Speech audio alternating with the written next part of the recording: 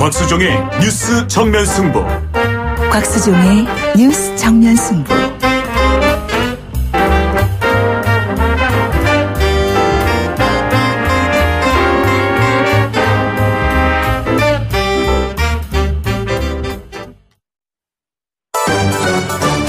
김작이 묻고 곽박이 경제로 답한다.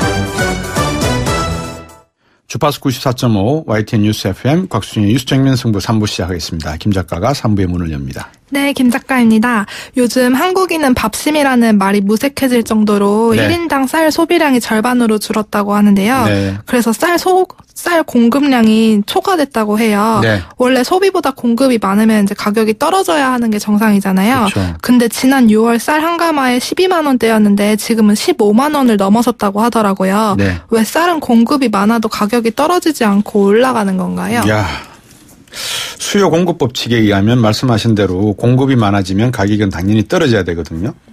근데 이 공급하는 시점이 어떤 시점인가가 중요한 것 같아요. 예를 들면 소비가 많이 늘어나고 있는데 공급이 늘어나면 가격이 안정되는데 소비가 급격히 상승할 때 공급량이 줄어들면 가격이 늘어날 수밖에 없잖아요. 근데 말씀하신 대로 우리나라가 지금 밀가루 음식을 더 많이 먹고 인스턴트 음식으로 많이 돌렸는데 왜 이렇게 가격이 오를까?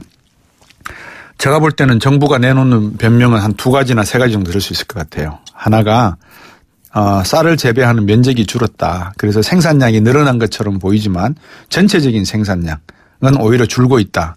정부가 말하는 통계에 놓고 보면 전국 쌀 생산량이 한 6% 정도 감소했다라고 발표를 하고요. 그 이유가 풍년은 들었지만 쌀을 재배하는 농경지 면적이 한 5% 정도 3%에서 5% 정도 줄었기 때문에 전반적으로 풍년이지만 전체 쌀 공급량에 비하면 오히려 감소하고 있는 추세다. 따라서 늘어나고 있다. 이렇게 이야기는 합니다. 그렇지만 중요한 것은 앞에서 지적하셨듯이 우리나라 사람들의 소비 성향이 쌀 중심에서 다른 밀가루라든지 부차적인 음식으로 돌아가고 있기 때문에 쌀 가격이 올라가는 것은 혹시 모르지만 우리나라 예산안을 한번 들여다봐야 될 것 같아요. 추곡 수매 가격을 정부가 높게 잡고 있었는지 아니면 농민들에 대한 어떤 우호적인 정책을 펴는 과정에서 수요 공급의 원칙에 맞지 않게 다른 보조금을 주고 있는 건지 그런 측면을 한번 들어봐야 할 것 같습니다. 한 가마가 몇 킬로냐면 80kg고요. 요즘 많이 슈퍼에서 사용하는 단위는 20kg 단위입니다. 지금 여러분께서는 경제학자 곽수종 교수가 진행하는 YTN 뉴스 FM 곽수종의 뉴스 정면 승부를 듣고 계십니다.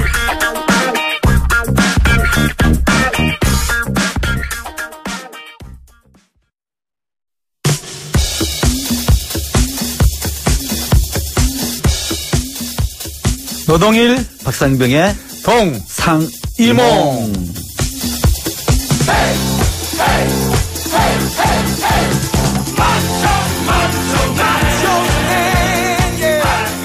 한편인 듯 한편 아닌 한편 같은 두 분의 정치 토크 뉴스 정면 승부 동상이몽 두 분 전문가 오늘 모셨습니다. 경희대학교 노동일 교수님 안녕하십니까? 교수님. 네, 안녕하세요. 인하대학교 정책대학원의 박상병 교수님 안녕하십니까? 네, 안녕하십니까? 자, 오늘은 주제를 크게 2개를 잡았습니다. 하나는 이제 미래벤처기업부, 중소벤처기업부 장관 후보자인 이 홍종학 의원의 문제 하나를 잡았고요. 그 다음 문제는 좀 이따 4부에서 논의할 이야기인데 이 국정원 관련된 이야기인 것 같습니다. 그래서 여러분들, 청취자 여러분들도 혹시 두 분 교수님들과 의견을 나누실 수 있는 부분이 계시거나 또는 궁금한 점 있으시면 문자로 보내주시면 제가 두 분께 여쭤보고 또 답도 한번 구해보도록 하겠습니다. 오늘 첫 번째 이야기는 앞에서 말씀드린 대로 인사 문제입니다. 청문회 앞둔 홍종학 중소벤처기업부 장관 후보자 그리고 이진성 헌법재판소장, 유남석 헌법재판관 세 후보자인데 교수님들 가운데서 아직 이 문재인 정부가 조각을 완전히 마친 게 아니네요. 중소벤처기업부 장관 후보가 남아있으니까. 그죠? 네, 그렇죠. 예. 지난번에 지명을 했다가 네. 사퇴했죠. 네. 이번에 이제 두 번째인데. 네, 어떻게 보십니까? 뭐 이번에도 어떨지 모르겠습니다만은 저는 부적격이라고 봅니다. 예. 이 사람이 뭐 홍종학 후보자, 홍종학 교수는 과거에 시민운동할 때 저도 한 2번 뵌 적이 있고. 네. 또 우리나라의 그 경제 민주화. 네. 김종인 박사가 외쳤던 예. 같은 부류거든요. 예. 진보적인 생각을 갖고 있는 분이고 예. 또 부의 대물림에 대해서 비판해왔고 경실련에서 경제활동 경제 관련 책임을 맡으면서 우리 사회의 공정경제 네. 상당히 애를 많이 쓰신 분입니다. 예. 상당히 진보 성향의 인물을 알고 있었던 인물인데 이분의 그 딸 초등학생 딸 때 지금은 중학생이 됐죠 이제 네. 재산 8억 원 9억 원의 이 상속 문제 정형 문제 하나 하고 네. 또 책에서 서울대학교를 뭐 삼수 사설하더라 가라라고 하는 발언이 예. 저는 필부 정도의 얘기라고 얘기하면은 저는 그럴 수 있다고 봐요. 네. 필부 그냥 뭐 동네에서 만나는 예. 뭐 그냥 사람들 정도라고 하면은 예. 왜냐하면 그런 분들에게 높은 도덕적인 가치를 우리가 기대하는 건 아니잖아요. 예. 그런데 지금은 문재인 정부의 초대 중소벤처기업 부입니다. 부. 네. 문재인 정부의 야심작입니다. 여기를 담당해야 할 후보자로서 과연 이것이 국민들이 지지할 것인가. 네. 박수를 보낼 것인가. 또 자질과 도덕성에서 가서 맞는 것인가. 법률적인 문제는 논의를 하더라도 네. 이런 문제에서는 이따 뭐 제가 말씀드렸습니다만은 상당히 저는 부적격이다 이렇게 보고 있습니다. 네. 노선우 교수님 어떻게 보십니까? 저는 뭐 일단 판정은 좀 유보한다 생각하고요. 예. 뭐 결국 우리가 청문회라는 절차를 가지고 있으니까 예. 뭐 청문회를 거쳐봐야 한다고 생각합니다. 예. 뭐 지금 야당에서는 뭐 당장 사퇴하라 이렇게 얘기하고 있지만 네. 저는 어떤 경우도 이렇게 얘기했습니다. 기본적 절차가 갖춰져 있는 건 지켜보고 네. 거쳐보고 그다음에 판단해야 한다고 생각하거든요. 예. 문재인 정부의 마지막 퍼즐이 결국 이런 조금 논란이 있는 것이 참 유감스럽고요. 네. 그러나 저는 뭐 기본적으로 법을 하는 입장에서 결국 뭐 불법적인 건 뭐 없는 것 같고요. 제가 네. 뭐 살펴봐도 예. 뭐 그것을 이제 편법이다. 예. 좀 뭐 이렇게 생각할 수는 있을 것 같아요. 그러나 이제 우리가 기본적으로 만약 이런 사람이 네. 그냥 뭐 이런 보통 사람이었다면 네. 에이 누구나 그렇게 하는데 뭐 이렇게 넘어갈 수 있는 부분인데 네. 이분은 그동안 이런 거 하지 말아야 한다고 얘기했던 분이 사실은 네. 그러니까 편법적인 부분일까? 그래서 보통 상식은 그렇잖아요. 이제 물려줄 때 상속이든 증여할 때 조부모가 이제 부모에게 물려주고 네. 그것을 또 조부모 부모가 이제 그 자손 때 손자 때 그렇죠. 물려주는 게 보통 상식 아닙니까? 예. 보통 저도 그렇겠고. 그런데 이제 예를 들어서 뭐 그 증여하는 네. 그런 가액이 30억을 넣으면 굉장히 그 고액이 되거든요. 네. 그런데 그걸 이제 10억 미만으로 쪼개면 네. 상당히 줄어듭니다, 이게. 그렇네요. 예. 청와대 관계자가 예. 이런 방법은 그 국세청 홈페이지에 나와 있는 네. 절세 방법으로서 소개됐다 그래서 찾아봤어요, 열심히. 근데 못 찾겠더라고요. 예. 증여세 부분을 제가 열심히 찾아봤는데 예. 그래서 30년 이상을 저 국세청에 근무하다가 퇴직하신 지인한테 물어봤어요. 예. 그런 방법을 국세청 홈페이지에 소개했다고 하는데 어디 있냐? 어디 가면 찾을 수 있냐? 했더니 본인도 모르겠다는 그럴 리가 거예요. 있나요? 모르겠다는 거예요. 예. 그래서 뭐 어디를 한번 찾아봐라 했는데 아무리 찾아봐도 없더라고요. 예. 예. 그런데 이걸 제가 보기에는 이거 청와대 고위 관계자가 그랬다고 하니까 예, 예. 어디 가면 경로를 보통 얘기하잖아. 우리가 홈페이지 그렇죠. 가면 그렇죠. 어떻게 들어가서 어떻게 하나 그걸 좀 밝혔으면 좋겠어요. 예. 그런데 제가 아는 국세청 지인이 예. 예전에 그 납세자 보호 담당관 제도라는 게 있었어요. 예. 노무현 정부 때입니다. 예. 그런데 그 자신한테 이렇게 납세자 보호 담당하니까 납세 입장에서 뭘 그렇겠죠. 설명을 해야 될 거 아닙니까? 예. 절세 방안을 얘기해줬다가 징계받았어요. 예. 어떻게 그 국세청에 있는 사람이 피해가는 방법을 절세 알았으니까. 방안을 예. 얘기하냐? 그건 불법을 얘기한 게 아니고 예. 예. 비슷한 사례였던 것 같아요. 제가 들었던 기억이. 예. 그때 왜 제가 그걸 아냐면 징계 절차에서 제가 저한테 좀 얘기를 물어보길래 자문을 구하셨군요. 예, 얘기하길래 예. 제가 그 관련돼서 이렇게 이런 좀 소명을 하라 이렇게 얘기했던 게 기억이 나는데요. 이런 증여세 같은 것 같아요. 네. 그래서 절세 방안을 얘기해줬다는 거예요. 근데 예. 국세청 관리가 어떻게 절세 방안을 얘기해주냐. 참. 그래서 징계 절차에 올랐던 기억이 나거든요. 근데 국세청 홈페이지에 이렇게 할 리가 절대 없다고 생각이 드는데. 저도 그런데요. 만약에 했다면 네. 그걸 좀 알고 싶고 저도 아마 혹시 써먹을 가능성은 없지만 생각했는데 이분이 이제 이런 걸 하지 말아야 한다고 과거에 이런 법률을 발의했다는 거 아니에요. 그죠? 예, 예. 그러니까 격대. 그러니까 뭐 어떤 세대를 뛰어넘은 예. 그런 증여 방안이 가장 합리적인 절세 방안이다. 이래서 이제 그런 걸 이른바 재벌 기업들이 많이 쓰잖아요. 예.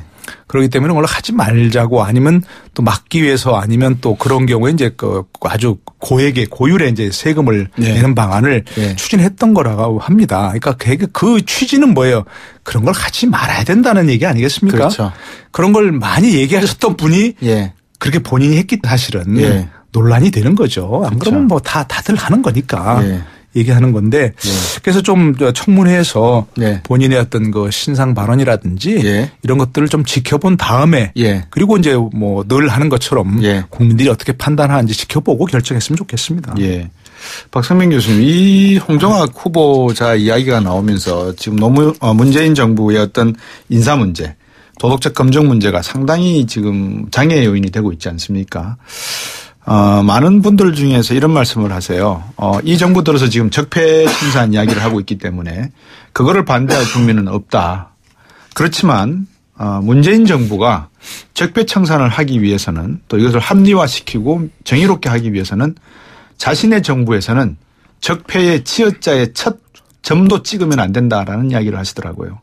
그만큼 엄중하고 상당히 중요한 문제다. 그래서 적폐청산은 오히려 문재인 대통령 스스로가 보여주는 그 행동으로 하는 것이 더 바람직하고 합리적인 것이지 이거를 법제화하고 적폐를 뒤지는 것 자체는 오히려 자기에게 칼이 돌아온다 이런 이야기를 하거든요. 지금 그런 형국 아닙니까 혹시? 저는 그런 점이 좀 걱정되는 거죠. 정말로 걱정되는 거예요. 저는 항상 혁명보다도 반혁명이 더 무서운 겁니다. 프랑스 혁명이 아무리 그렇게 우리가 강제원들 테르미드로 반동해서 얼마나 많은 사람들이 죽었습니까? 예. 그 이후의 혁명도 마찬가지입니다. 우리나라도 마찬가지였죠. 4.19 혁명 바로 쿠데타로 이어져왔습니다. 그러니까요. 뭐 등등입니다. 자, 이런 상황 속에서 우리가 어떤 큰 일을 해나갈 때 네. 얼마나 치밀하게 준비를 해야 될 것인지 그리고 그 과정 속에서 하나의 큰 흐름을 이어가기 위해서는 예. 국민의 지지가 얼마나 중요한 것인지 예. 또 이를 위해서는 그 주체들이 얼마나 높은 도덕성이 필요한지를 알 수 있는 대목이거든요. 이거는 역사의 교훈입니다. 예. 문재인 대통령도 알죠. 문재인 정부도 아는 것이고 그래서 우리가 적폐청산이 그냥 매번 정권만 잡으면 하는 말이 아니라 네. 처음으로 피플 파워를 통해서 정권 교체를 한 대통령 아닙니까? 네. 그만큼 도덕적 또는 국민적인 기대가 높은 건 사실인 거죠. 예. 그래서 피플 파워를 얘기하고 적폐청산을 했다고 얘기하면은 여기에 대해서만큼 먼저는 치밀한 준비와 또 그 작업에 대한 국민적인 신뢰를 위해서라도 관련되어 있는 인물들만큼은 저는 대단한 나름대로 네. 충분히 검증이 된 인물들을 하는 것이 원칙인 거죠. 예. 지금 같은 경우 보면 과연 그런 것들을 했는가 싶은 생각이 들 정도이고 네. 앞서 노 교수님 말씀하신 것처럼 아니 청와대에서 한 얘기가 네. 국세청 홈페이지에 저는 안 찾아봤습니다만 홈페이지에 예. 외할머니가 주신 재산이 너무 많으니까 초등학생 손녀딸한테 정대 분할해서 주는 것이 가장 좋은 절세 방법이라고 소개한다고 얘기하면은 예. 이거 국세청이 아닌 거죠 이게. 예. 무슨 세무사 같은 경우는 이럴 수 있을지 몰라요. 예. 세무사 같은 경우는 도벌이 하려고 국세청에서 이렇게 합니까? 세무서도 그런 거 홈페이지에 올리지 않습니다. 더더욱이 이 사람은 그냥 많은 사람들 한 명이 아니라 초등학생이었어요. 예. 초등학교 6학년한테 네. 9억 원 상당의 지불을 주면서 돈이 모자라니까 엄마가 2억 2천을 빌려주고 그만 거기 넣는 그 임대를 가지고 돈을 갚아내는 이런 방식을 대한민국 국세청에서 홈페이지에서 소개를 한다고요? 저는 이런 식으로 하다 보니까 이 정부가 잘 되기를 바라는 국민들도 돌아서는 겁니다. 뭐 하는 건 똑같구나. 예. 똑같구나. 그래 한번 잘해봐. 예. 왜 이렇게 청와대가 하는지 저는 정말 이해가 안 됩니다. 예. 아까 노동일 교수님 말씀하셨지만 법적으로 보면 해석은 그런 것 같습니다. 저도 말씀을 듣고 보면 불법은 분명히 아닙니다. 근데 이게 분명히 아니다. 이것도 좀. 아니, 불법일 수도 있습니다. 예, 이 단정적인 말이라서 네네. 제가 피해가겠습니다. 불법인지 아닌지는 아직 명확하게 구분이 되지 않고 노정일 교수님께서 말씀하셨듯이 인사청문회 과정에서 후보자의 해명도 들어봐야 돼서 종합적으로 한번 판단해 줄 필요가 있는데 문제는 이 도덕성, 이 문제인 것 같습니다. 그죠? 결국은 이제 도덕적인 문제인데 앞에서 많은 도덕적 문제를 해 주셨으니까 이거를 청와대 이야기로 좀 가져갔으면 싶습니다. 지금 청와대에서 5개 인사 검증의 어떤 주요 과제를 이야기해 놓으시고 이것을 스스로 부러뜨린 측면이 상당히 많았기 때문에 이낙연 총리를 제외하고는 대부분 후보자들이 말썽들이 좀 있었거든요. 그러면 지금 이 검증도 그동안의 경험에 비춰보면 충분히 촘촘히 따질 수 있었을 건데 부실입니까? 아니면 봐주기입니까? 어떻게 봐야 됩니까? 이 부분도 이제 아마 이제 그런 것 같아요. 예. 과연 이제 이런 분이 물론 이제 청와대에서 해명할 정도로 이렇게 예. 그렇다면 굉장히 뭔가 좀 아끼는 분이라는 거 아니겠습니까? 예, 예. 이른바 캠프 출신이고 또 문재인 대통령 후보의 어떤 경제 정책을 입안하는데 굉장히 큰 역할을 했고 네. 과거 또 민주당 의원이었고 그렇기 때문에 굉장히 아끼는 좀 입지다 이렇게 생각이 되는데 과연 내 편이 아니었으면 네. 그렇게 생각했겠는가. 과거 우리가 기억하지만 그 예를 들어서 뭐 안대희 총리 후보자 네네. 또 정동기 감사원장 후보자 그렇죠. 이런 분들에게 법적인 하자는 없었습니다. 예. 과도한 무슨 정관력을 받아서 과도한 수임료를 받았다. 네. 이래 가지고서 그것도 불법 아닙니다. 예. 그렇지 않습니까? 그런데 그래서 결국 뭐 당시 야당이었던 야당에서 낙마시켰던 기억이 지금도 납니다. 네. 그럼 자기 편이기 때문에 우리 이런 거는 꼭 눈을 감겠다 이렇게 하는 건 사실 설득력이 없는 거죠. 그렇군요. 예, 다른 사람에게 들이댔던 잣대를 자신에게도 들이대야 예. 오히려 더 엄격하게 해야만 그것이 설득력을 가지는 것이고 힘을 가질 수 있는 거죠. 명분이. 네. 예. 뭐 그래서 저는 그런 부분에 있어서 조금 전체적인 인사에서 우리 편이기 때문에 우리와 친한 사람이기 때문에 이런 자꾸 눈을 감는 네. 뭐 이런 것은 조금 그야말로 국민들 앞에서 설득력이 떨어지는 부분이라고 생각을 하고요. 네. 더구나 이분이 이제 그야말로 뭐 어디 무슨 기재부나 이런 데도 아니고 네. 중소벤처기업부 아닙니까? 네. 아까 박 교수님 잠깐 언급하셨지만 명문대로 안 나오면 뭐 성공하지 못한다 그럴 수는 있는데 네. 어쩌다 성공했어도 기본적 소양이 부족해서 세계적으로 경쟁하기도 어렵다. 이런 분이 벤처기업을 육성하는 중소기업을 육성하는 그런 데 가시면 그 이제 우원식 대표가 이분이 과거 얼마나 을의 눈물을 닦아주기 위해서 애를 썼는지 아느냐 이렇게 얘기했는데 그 을들이 과연 이분을 따뜻한 박수로 맞이할 수 있을까? 그분은 조금 좀 하여튼 좀 의외예요. 네. 학력보다 실력이다. 이렇게 외쳐왔던 분이 네. 그 자리에 가야 네.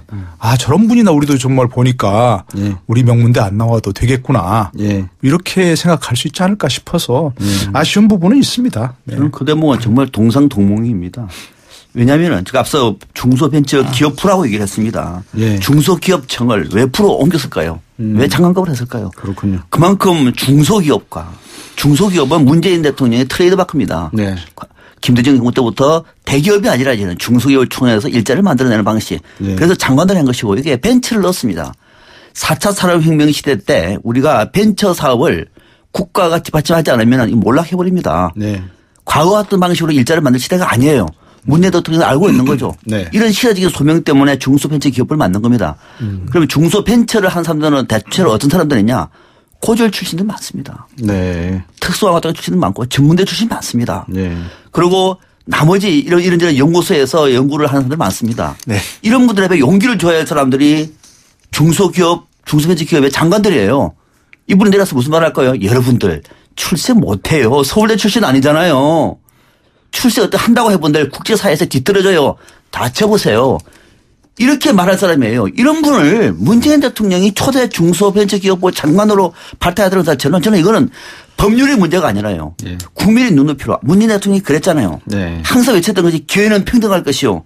과정은 공정할 것이요. 그렇죠. 결과는 자유로울 것이다. 예. 이 기회가 평등한 겁니까? 이렇게 해서 예. 이게 국민들의 눈높이에 맞습니까? 더 중요한 것은 이런 방식으로 소통이 됩니까? 저는 왜 이렇게 했는지가 예. 참 이해가 안 된다는 것이죠. 누가 보더라도 이거는 그러니까 이런 어떤 학자가 책을 쓴다는 거는요. 예. 자기 혼을 담는 겁니다. 예. 그렇지 않습니까? 그렇죠. 그냥 혼을 담는 겁니다. 예. 그냥 실수해서 그 책 쓰는데 이거 아니에요. 자신의 철학과 소명을 가지고 글을 쓰는 겁니다. 예. 그렇게 주장했던 사람이 현직 교수로서 당시에 서울대 사수하던 서울대 가라라고 얘기하면서 예. 중소기업의 성공신화에 대해 가지고 폄훼했던 사람이야. 서울대 출신이 아니면은 네. 그러면 잊어봐가지고 중소벤처기업부 장관이 돼가지고 뭐를 지도한다는 거죠? 예.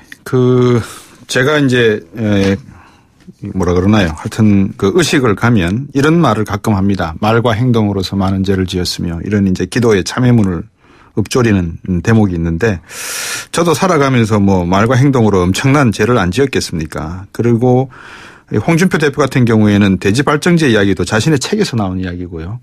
그러니까 모든 사람들이 말과 행동함에 있어서 진중함이 있어야 되고 신중함이 있어야 되고 깊이가 있어야 되는데 특히 배운 사람이고 지식인일수록 우리나라에서는 그런 부분이 상당히 좀 어렵다 이런 말씀들을 해 주시는 것 같아요.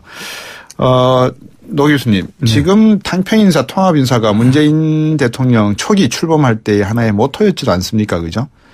이게 가능할 겁니까? 어떻게 보십니까? 글쎄, 뭐 많은 사람들이 그동안 얘기했지만은요. 네. 초기 이제 그 문재인 대통령이 직접 사람들 소개하고 할 때. 네. 그때는 굉장히 신선했죠. 제가 보기에는 뭐 두 번째 정도까지 예를 들어서 강경화 외교부 장관, 김상조 공정거래위원장.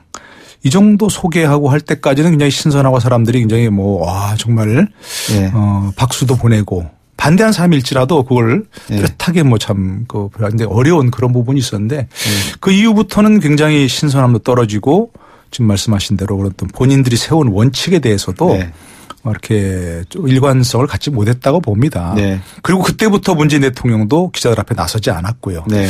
좀 그분이 굉장히 아쉬웠어요. 이제 그때도 그러네요. 얘기했지만 혹시 그렇게 본인이 세운 원칙에 지키지 못했으면 오히려 그때일수록 국민 앞에 나서서 그렇죠. 왜 이럴 수밖에 없다. 썼다는 걸 설명하고 이해를 구했다면 참 좋았을 것 같아요.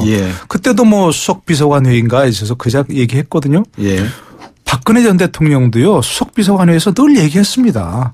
그걸 소통이 아니라고 우리가 얘기했잖아요. 근데 문재인 대통령 굉장히 지금까지 저는 인사 문제 아니고 이제 조금 다른 얘기지만 여러 고비에서 문재인 대통령이 직접 이렇게 좀 국민들 앞에 나서 얘기를 좀 하셨어야 되는데라는 생각을 할 때가 굉장히 많았어요. 그때마다 그냥 수석비서관회의에서 그냥 얘기하시고 말았는데 이건 그 대선 때 늘 우리가 얘기했잖아요. 모든 후보들한테. 그렇죠. 대통령 되시면 어떻게 할 거냐 했더니 수시로 기자들하고 나서 하겠다 이렇게 했는데 이런 부분은 참 아쉬운 부분이고 그러니까 이런 인사 문제에 있어서도 지금도 예를 들자면 이런 부분 전 듣기로는 이걸 중소벤처기업부 장관이 마지막 퍼즐인데 맡길 사람이 마땅치 않았다는 말을 들어요. 사실인지 아닌지 모르겠습니다만 20명 넘게 접촉을 해봤는데 다들 고사하고 중소벤처기업 장관이니까 이제 그런 실물 경제를 아는 사람 실제 기업가 출신 중에서 이제 맡기려고 많은 노력을 했는데 도저히 찾을 수 없어서 많은 사람이 고사하고 그래서 이제 지난번 박성진 후보자에게 이제 했었는데 그게 결국 낙마하고 말았고 그랬다는 얘기를 들었어요. 고심이 있었겠죠. 저는 그렇다면 이런 때야말로 대통령이 나서서 처음에 그렇게 당당하게 막 소개하고 그야말로 소통했던 그런 것처럼 대통령이 직접 나셔서 좋은 말씀. 이 과정이 이렇게 되었다. 청와대 고위 관계자 익명에 숨지 말고 나서서 이렇게 해서 우리가 검증해봤는데 이런 좀 부족한 점도 있는데 이런 고심 끝에 이렇게 했으니 좀 이해해 주십시오라고 사전에 좀 설명을 했다면 훨씬 좋지 않았을까 하는 그런 좀 아쉬운 의미 남는 대목입니다. 뉴스 정면 승부 이슈 동상이몽 경희대학교 노정일 교수님 인하대 정책대학원의 박상민 교수님 두 분과 함께하고 있습니다. 4부에서 돌아와서 다시 한번 계속 이 이야기로 좀 더 길게 나누도록 하겠습니다.